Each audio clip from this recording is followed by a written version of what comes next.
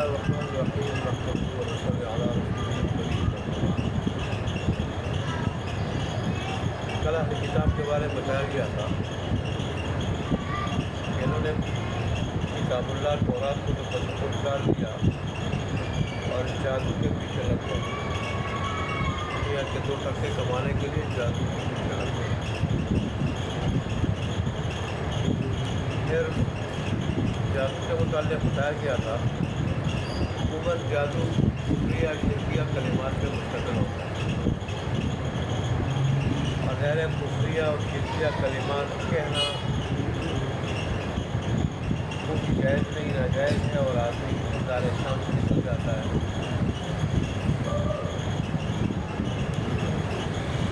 کہنا جائز نہیں، تو غیر جو جادو شرکیہ کلمات سے مشتمل ہو وہ بھی جائز نہیں ہے۔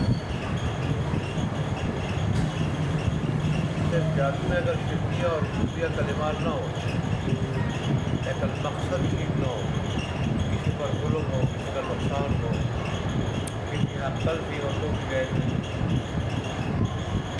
تو بھی جائز نہیں۔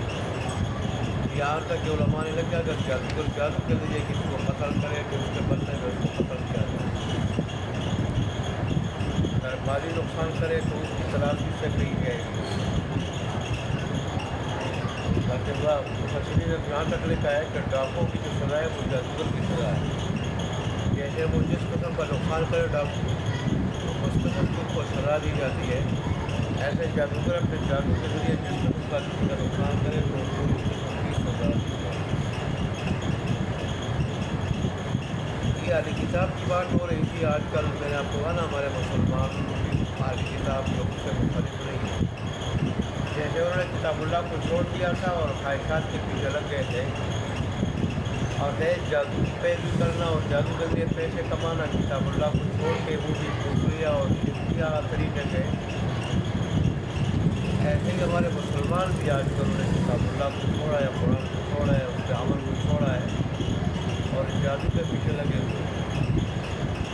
اور جیسے وہ جادو کے ذریعے ظلم کرتے تھے، میاں بیوی میں جدائی ڈالتے تھے، رشتہ داروں میں آپس میں لڑاتے تھے، لوگوں کی عکاسیاں کرتے تھے، آج کل ہمارے مسلمان بھی کیا کچھ نہیں کرتے، جادو میں معصوم بچوں تک قتل کر دیتے ہیں جادوگر۔ جادو سیکھنے کے بعد ایسے طریقے ایسے راستے سکھائے تھے کہ معصوم بچے کو ناحق قتل کر کے اس کے خون سے یہ کلمات نکلے، اور بہت سے جادوگر قبرستانوں میں جا کے اور ویرانوں میں جا کے ناحق معصوم بچوں کو قتل کر دیتے ہیں، اور پھر ان کے خون سے وہ کلمات کفریہ اور شرکیہ اور جادو کی کلمات کرتے ہیں۔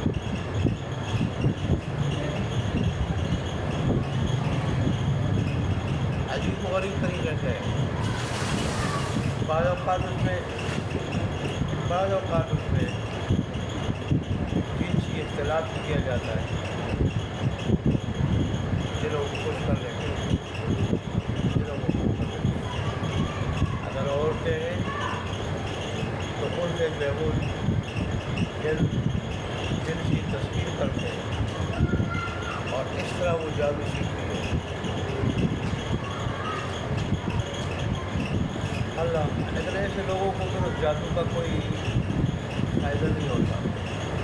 بہت سارے ایسے لوگ ہیں جادو اس طرح کفریہ شرکیہ ظالمانہ طریقوں سے سیکھ کے اللہ کو ناراض کر کے مردے ان کے دل ہو جاتے ہیں، جگر ان کے پگھل جاتے ہیں اور دل کے مریض ہو جاتے ہیں، اور آخرکار اپنے جادو سے کچھ دنیاوی فائدہ حاصل کرنے سے پہلے وہ دنیا سے چلے جاتے ہیں۔ ایک جادوگر تھا، ہاسپٹل میں داخل تھا، اس کی ناک سے کیڑے بہ رہے تھے، کیڑے، اور جب وہ سانس لیتا تھا تو اس طرح کیڑے ابل رہے ہوتے جیسے پانی اس طرح ناک سے ابل رہے ہوتے اور باہر آ رہے ہوتے۔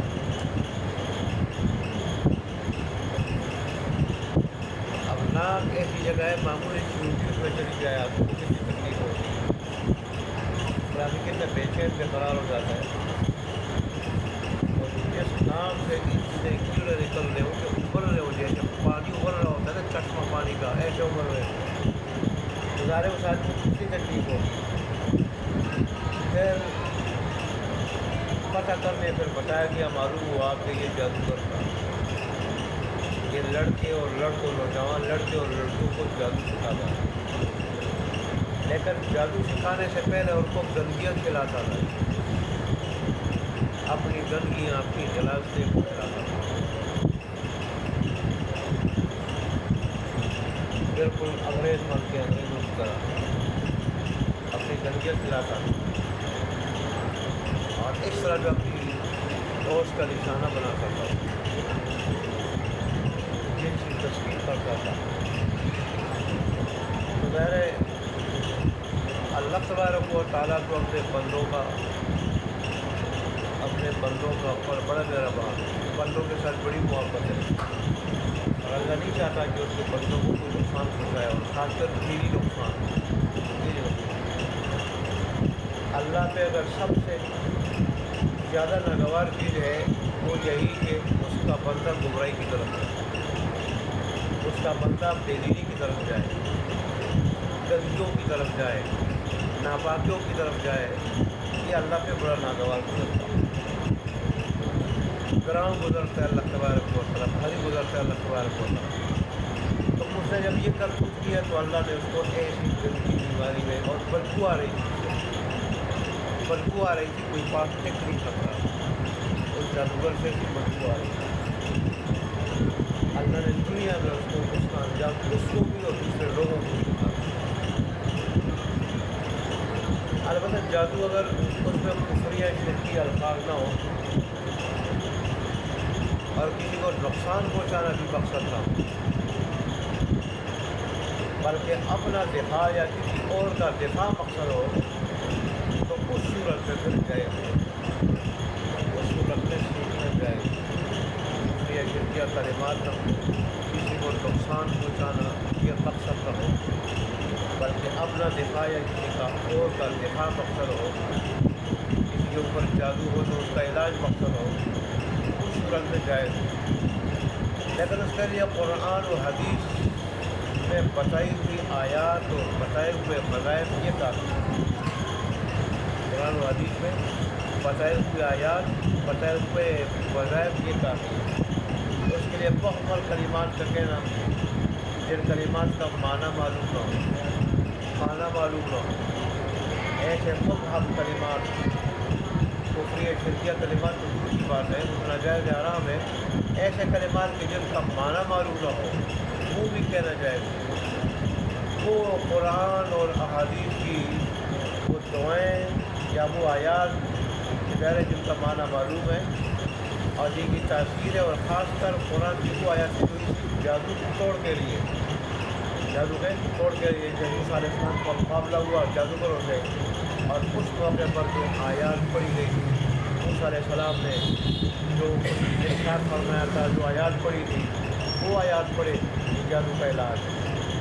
آخری کل پڑھے، بہت مجرد ہے یہ آخری کل جب 11 مرتبہ انسان پڑھتا ہے،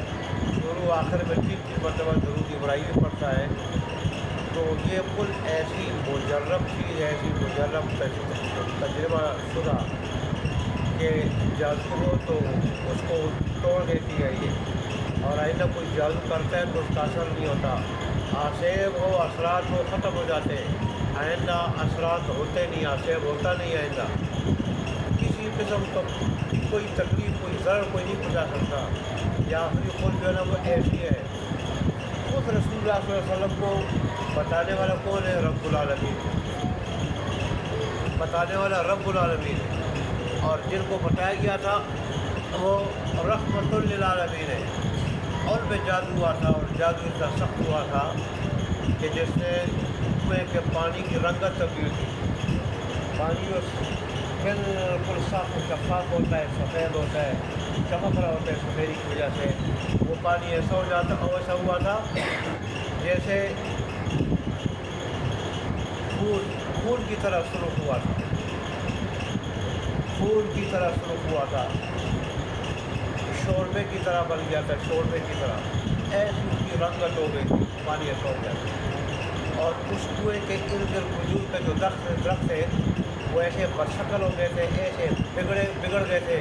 جیسے شیاطین کے سر ہوتے ہیں،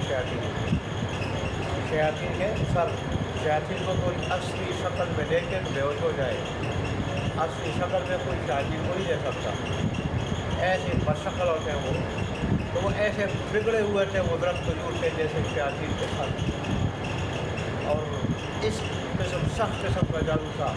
رسول اللہ صلی اللہ علیہ وسلم نے یہ دو آخری آیات ایک مرتبہ پڑھی، 11 ان کی آیات ہیں اور 11 رسول اللہ کی جادو کو گرے لگی ہوئی تھی، آپ نے وہ یہ ایک آیت ایک مرتبہ پڑھی، اور اس طرح آپ نے 11 آیتیں پڑھی اور 11 گرے کھل گئی، 11 گرے کھل گئی۔ یقین کی بات ہے، متقی پرہیزگار زبان کی بات ہے، اخلاص کی بات ہے، اخلاص سے کہنے کی بات ہے، پھر انسان نیک کی اور اللہ سے تعلق مضبوط ہو، متقی پرہیزگار ہو، اس کی تاثیر بھی اور بڑھ جاتی ہے۔ اب رسول اللہ صلی اللہ علیہ وسلم امام الانبیاء تھے، آپ نے ایک مرتبہ دونوں قرآن پڑھے، قل اعوذ بالفلق قل اعوذ بالناس، 11 اس کی آیتیں ہیں دونوں کی، اور 11 گرے تھی، آپ نے ایک مرتبہ پڑھی یہ صورتیں، ایک مرتبہ دونوں کی 11 آیات ہے، 11 آیات پڑھی تو 11 گرے کھل گئی، اور جب 11 گرے کھل گئی رسول اللہ اقرا کو رسول اللہ،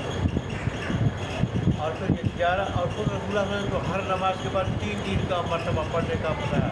کہ ہر نماز کے بعد 3 مرتبہ پڑھو تو تمہیں کوئی ٹینشن پریشانی نہیں ہوگی، کوئی مصیبت نہیں پہنچے گی، کوئی نقصان نہیں پہنچے گا۔ اور یہ مولانا مسعود اظہر صاحب یہ کہتے ہیں میرا تجربہ ہے کہ میں 11 مرتبہ پڑھ چکا ہوں، اور شاید انہوں نے قادرین کا اور بزرگوں کا تجربہ اس بارے میں دیکھا ہوگا، کہ کتاب میں پڑھا ہوگا کہ ہندوؤں کے ساتھ میرا مناظرہ ہوتا تھا انڈیا کی جیل میں، وہ کہتے ہیں ہم گدھا بنا دیتے ہیں، وہ جلا دیتے ہیں، ہم ایسا سخت جادو کرتے ہیں۔ میں نے کہتا چلو مجھے جلا دو، مجھے گدھا بنا دو، تو میں پہلے یہ صورتیں 11 مرتبہ پڑھتا اور شروع آخر میں درود پڑھتا، پھر اپنے اوپر گھومتا اور اپنے ارد گرد حلقہ بناتا، پھر میرے کہتا مجھے جلاؤ، مجھے گدھا بناؤ، وہ ایڑی چوٹی کا زور لگاتے اور وہ جادو کلمات کہتے، لیکن مجھے میرا کچھ نہیں بگاڑ سکتے۔ اس سے بہت متاثر ہوئے تھے، وہ قرآن سے بہت متاثر ہوئے تھے اور اسلام کے قریب آ گئے تھے، بالکل کلمہ پڑھنے کے لیے تیار ہو گئے تھے۔ یہ کہتے ہیں کہ وہ میں اگر چند دن بول رہے تھا مسلمان ہو جاتے، لیکن پھر یہ رہا ہو گئے تھے، تو کہتے ہیں بڑی تاثیر ہے اگر 11 مرتبہ کوئی پڑھے صبح و شام اور ایک ہفتہ بھی پڑھے تو یہ جادو اور اثرات جو ہوتے ہیں، عصیب کے اثرات یہ ختم ہو جاتے ہیں۔ اللہ مقبول۔ دوبارہ جادو کے بارے میں بات ہو رہی تھی، جادو اگر اس میں کفری یا شرکیت کلمات نہ ہو اور قرآن کی آیات ہوں اور احادیث میں بتائی گئی دعائیں ہوں اور پھر مقصد بھی جائز ہو، کسی کو نقصان پہنچانا نہ ہو، تو پھر اس کی اجازت ہے۔ نہیں، یہ بڑی کبھی چیز ہے، مضر چیز ہے، نقصان دہ چیز ہے، اور ہم جیسے کمزور گزارے پھر شرائط کا کام خیال رکھتے ہیں، شرائط کا کام خیال رکھتے ہیں۔ آج جگہ جگہ بہت ساری جگہوں میں عیسائی لوگ تعویذ گرنے کرتے ہیں، ظاہر سے تعویذ گرنے کس پر مشتمل ہوں گے، کفر یا شرک کے الفاظ، لیکن ایک خطرناک بات میں یہ بتاؤں، بظاہر تو وہ تعویذ گرنے کرتے ہیں، اندر سے وہ عیسائیت کی دعوت دے رہے ہوتے ہیں، عیسائیت اندر سے مسلمانوں کو دین سے بیدار کر رہے ہوتے ہیں، اندر سے ان کے پاس ایسی اسکیمیں ہوتی ہیں کہ ان اسکیموں کے ذریعے مالی تعاون کر کے، مالی امداد کر کے، اور پھر اپنے علماء سے کچھ جعلی چیزیں دکھا کے بزدل کرتے ہیں۔ اور ان کو پتہ ہے ہمارے پاس ایک ہی ہتھیار ہے کہ ان کو علماء سے دور کیا جائے، جب جو علماء سے دور ہوں گے تو خود بخود دین سے دور ہو جائیں گے۔ تو بہرحال وہ اسکیمیں بھی ہوتی ہیں کہ علماء کو اس سے بدل کریں، وہ اسکیمیں بھی ہوتی ہیں کہ وہ غریب ہوتے ہیں ان کی مدد کریں اور اس طرح ان کو اپنی طرف لے آئیں۔ طرح طرح کے گھر میں کئی سلائی جو ہے نا وہ سلائی مشینوں کی جو ہے نا وہ اسکیمیں شروع کرتے تھے، اور ایسے اسکول وہ جو ہے جس میں دستکاری سکھائی جاتی ہے وہ اسٹارٹ کرتے تھے، لیکن اندر مقصد پر کیا ہوتا ہے؟ دین سے بیزاری، اپنے دین کی طرف آنا۔ اور ایک ہمارے مسلمان ہے وہ بیغم ہے، حکمران بھی بیغم ہے،